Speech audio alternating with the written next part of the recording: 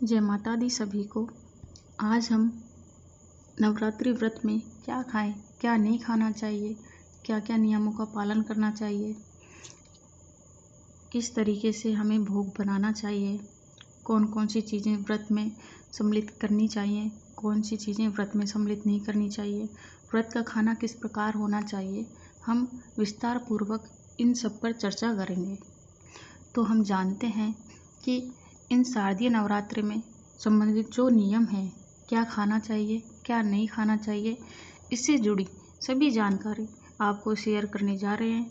तो आप शारदीय नवरात्रि माँ की उपासना का यह महापर्व, इसमें जो भी लोग कलश स्थापना करते हैं, कई लोग अखंड ज्योति भी जलाते हैं, तो वे 9 दिन तक व्रत उपवास में रहते हैं। तो ऐसे में यह हमारे लिए जानना बेहद ज़रूरी है कि व्रत उपवास में जो एक लंबा व्रत उपवास है, इसमें हमें क्या खाना चाहिए और क्या नहीं खाना चाहिए। भक्तजनों, शारदीय नवरात्रि में कुछ ऐसे नियम भी हैं खाने संबंधी।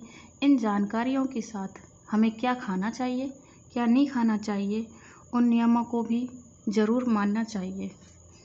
देखिए, एक लंबी समय अवधि के लिए हम उपवास में हैं, तो हमें ऐसे अपने खाने में अगर हम फलाहार भी खाते हैं तो इन चीज़ों को ज़रूर रखना चाहिए। व्रत में हमें अल्पाहार ही करना चाहिए, क्योंकि व्रत का मतलब ही अल्पाहार होता है। हमें माँ की उपासना में तो हमारा जो स्वास्थ्य है उसका भी ध्यान रखना चाहिए, इसलिए हमारे स्वास्थ्य पर भी असर। शारदीय नवरात्रों में कुछ लोग कलश स्थापना करते हैं, कुछ अखंड ज्योत जलाते हैं, तो दुर्गा सप्तशती का पाठ भी करते हैं। वो पूरे 9 दिनों तक व्रत उपवास में रहते हैं। तो ऐसे में यह हमारे लिए जानना बेहद ज़रूरी है। इस व्रत में, उपवास में, जो भी एक लंबा व्रत उपवास है, इसमें हमें क्या खाना चाहिए और क्या नहीं खाना चाहिए। दोस्तों, शारदीय नवरात्रि में कुछ ऐसे नियम भी हैं जो खाने संबंधित इन जानकारियों को हमें ज़रूर ध्यान में रखना चाहिए, और इनको ध्यान में रखते हुए हमें खाना खाना चाहिए और इन नियमों का ज़रूर से पालन करना चाहिए, क्योंकि यह एक लंबी अवधि के लिए उपवास है। तो ऐसे अगर हम फलाहार करें और अल्पाहार करें तो हम स्वस्थ रहेंगे। हमें तामसिक भोजन नहीं करना चाहिए, जिससे हमारे शरीर पर दुष्प्रभाव पड़े। अगर माँ की उपासना में है तो हमारा स्वास्थ्य भी है जो अच्छा रह सके। तो सबसे पहले जान लेते हैं कि शारदीय नवरात्रों में हमें क्या नहीं खाना चाहिए। उससे पहले अगर वीडियो आपको पसंद आए तो इस वीडियो को लाइक ज़रूर कर दीजिएगा, और चैनल पर पहली बार आए हैं तो इस तरह की जानकारियाँ आपको भी अच्छी लगती हैं तो चैनल को सब्सक्राइब ज़रूर कर लें। शारदीय नवरात्रि से जुड़ी हुई बहुत सारी जानकारियाँ, पूजा विधि, पूजा की सामग्री, माँ दुर्गा की व्रत कथा, हवन संबंधी, कलश स्थापना का समय, सारी जानकारियाँ आपको लक्ष्मी ज्ञान सागर चैनल पर दी गई हैं। और कमेंट में जय माता दी ज़रूर लिखें और सभी जानकारियों को ज़रूर देखें। हमें क्या इन 9 दिनों में क्या खाना चाहिए और क्या नहीं खाना चाहिए, ये हम बताते हैं कि शारदीय नवरात्रों में या किसी नवरात्रों में अन्न का सेवन नहीं करना चाहिए, जैसे कोई भी चावल, आटा, सूजी, मैदा, दाल, बहुत सारी दालें हैं। किसी भी दाल का या किसी भी प्रकार के अनाज का हमें सेवन नहीं करना चाहिए। दूसरा, शारदीय नवरात्रों में आपको नमक, जो सादा नमक होता है, उसका सेवन नहीं करना, क्योंकि सादा नमक को व्रत में प्रयोग में नहीं लिया जाता है। इसलिए किसी भी प्रकार की दालें और सादा नमक और अनाज को अपने खाने में प्रयोग में नहीं लेना चाहिए, उसका सेवन नहीं करना चाहिए। तीसरा, शारदीय नवरात्रों में तामसिक भोजन से हमें बहुत दूर रहना चाहिए। तामसिक भोजन आप क्या, अगर आपके घर परिवार में जो भी सदस्य हैं उनको भी नहीं खाना चाहिए। किसी भी प्रकार के व्यसन से आपको बचना चाहिए, जैसे सिगरेट, शराब, तंबाकू, बीड़ी, मसाले वाले पान आदि चीज़ों से, अंडे आदि व्यसनों से आपको बचना चाहिए, क्योंकि शारदीय नवरात्रों में इन्हें नहीं लेना चाहिए। नवरात्रों में आपको सरसों का तेल भी इस्तेमाल नहीं करना चाहिए। हमें शुद्ध घी ही यूज में लेना चाहिए, या फिर हम तिल का तेल भी प्रयोग में ले सकते हैं, या किसी फल का या फूल का तेल भी हम इस्तेमाल कर सकते हैं। लेकिन सरसों या तेल का और राई का तेल हमें शारदीय नवरात्रों में नहीं खाना चाहिए। ये कुछ खास बातें थीं जिनको भूल नहीं करनी चाहिए, इन नियमों का पालन करना चाहिए। शारदीय नवरात्रों में अब सब्जियों की बात कर लेते हैं, तो सब्जियों में भी कुछ सब्जियां हैं जो हमें खानी चाहिए, ज़्यादातर सब्जी हमें नहीं खानी चाहिए शारदीय नवरात्रों में।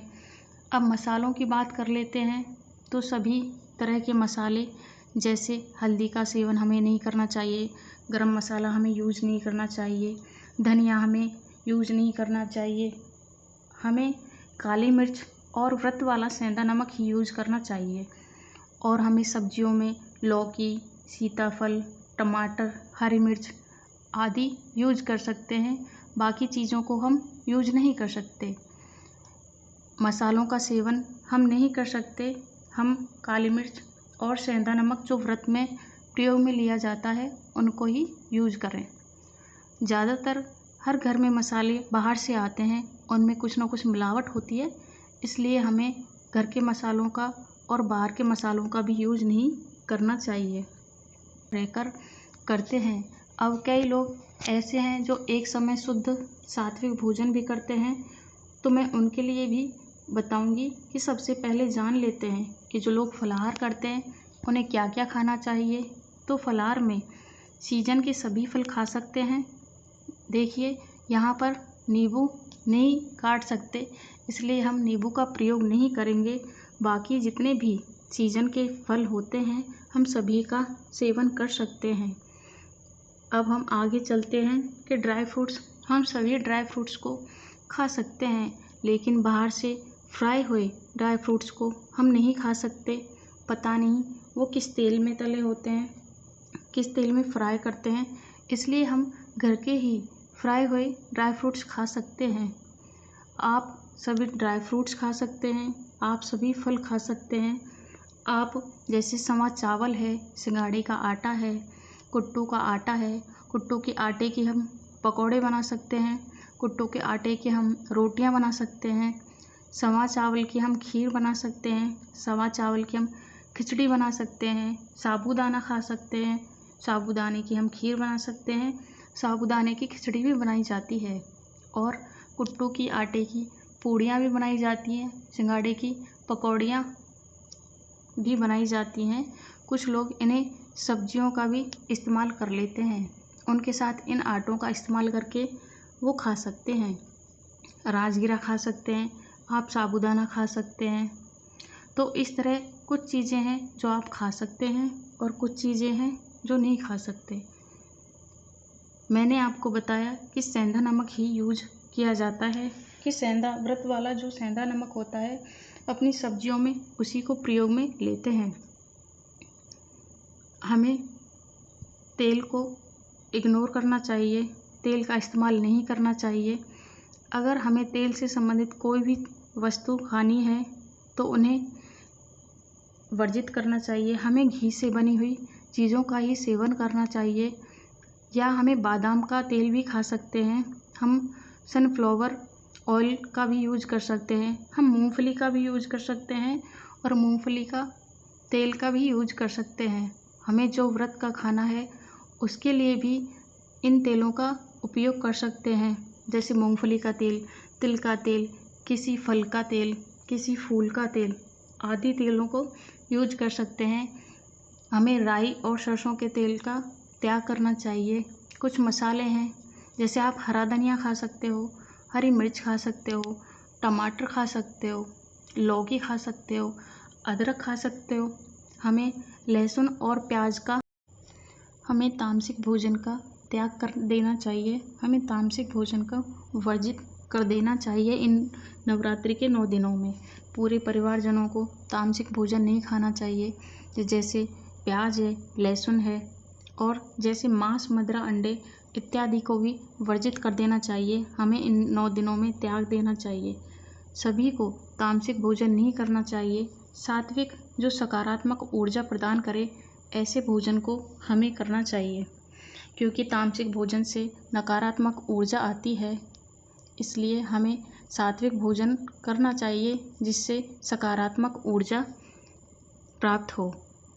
नवरात्रि में कुछ लोग बाहर जाकर जूस वगैरह पीते हैं, उन्हें नहीं पीने चाहिए क्योंकि वहाँ पर मिलावट होती है, वहाँ पर कैसा भी नमक डाल देते हैं। इसलिए हमें घर पर ही जूस वगैरह, ड्राई फ्रूट्स, सब्जियाँ अपने लिए जो भोजन बनाएं अपने घर पर ही खाएं और वहीं बनाएं। बाहर की कोई भी चीज़ नहीं खाएं। घर पर ही दूध, दही, पनीर आदि का इस्तेमाल घर पर ही करें। छाछ, लस्सी इत्यादि को प्रयोग में लें। बाहर की कोई भी चीज़ को नहीं खाना चाहिए। किसी भी प्रकार का खाना बाहर का नहीं खाना चाहिए। आपके घर में दही तैयार कर लें। अगर घर में तैयार है मक्खन, तो मक्खन को भी आप प्रयोग में ले सकते हैं। दूध से बनी भी मिठाइयाँ खा सकते हैं, लेकिन जो घर में बनी हुई हैं, जो हमने स्वयं ने घर पर दूध से बनाई हैं, उन मिठाइयों को खा लेना चाहिए। लेकिन मार्केट से बनी हुई या लाई हुई मिठाइयों को वर्जित करना चाहिए। उनका इस्तेमाल हमें व्रत में नहीं करना चाहिए क्योंकि उनमें मिलावट होती है। इसलिए जो भी अपना भोजन बनाए वह घर पर ही बनाए, शुद्ध बनाए और स्वच्छता के साथ बनाए, क्योंकि बाहर का अशुद्ध और मिलावटी होता है। अब हम कुछ नियमों का ध्यान रखेंगे। जैसे नवरात्र के व्रत में आपको सुबह पूजा के बाद एक समय भोजन करना चाहिए, लेकिन कुछ लोग होते हैं जो सुबह पूजा के बाद थोड़ा कुछ अल्पाहार ले लेते हैं। इसलिए आपको बार बार दिन में चाय नहीं पीनी चाहिए। आपको बार बार थोड़ा थोड़ा अल्पाहार नहीं करना चाहिए। आपको केवल सुबह पूजा करके थोड़ा अल्पाहार करके, जिनसे नहीं रहा जाता वो अल्पाहार कर सकते हैं, लेकिन कुछ लोग एक समय ही भोजन करते हैं, वो रात्रि को ही भोजन करते हैं। इसलिए अपना नियम बना लो कि सुबह पूजा करके थोड़ा अल्पाहार करना है। अगर नहीं रहा जाता तो अल्पाहार करना है। बीच बीच में पानी, चाय, कॉफ़ी कुछ भी नहीं पीना और रात्रि का भोजन करना है, जो भी सात्विक होना चाहिए। तामसिक वाला भोजन नहीं होना चाहिए। लेकिन आपको बार बार भोजन की इच्छा हो रही है, फिर भी आप भोजन ना करें। आप अपने आप को हर समय झूठा ना करें। एक समय निश्चित करें कि सुबह की पूजा के बाद, समय निश्चित करें कि शाम की पूजा के बाद। 2 समय आराम से जो भी आप खाना चाहो खा सकते हैं। बार बार खाने की लालसा ना करें। कुछ चाय के साथ आप ड्राई फ्रूट्स खा सकते हो, आप चाय पी सकते हो, या तो और शाम को आप प्रॉपर अपना भोजन कर सकते हो। जो भी बताया गया है, समा चावल की खिचड़ी, साबूदाने की खीर, कुट्टू की पकौड़ी आदि जो भी इस प्रकार खाना चाहिए। तो आपने विशेष नियमों को जाना है कि क्या खाना है, क्या नहीं खाना, किन को इस्तेमाल करना चाहिए, किन को वर्जित करना चाहिए। तो आप इन नियमों का पालन करें, उसी हिसाब से इन 9 नवरात्रियों में खाना खाएं।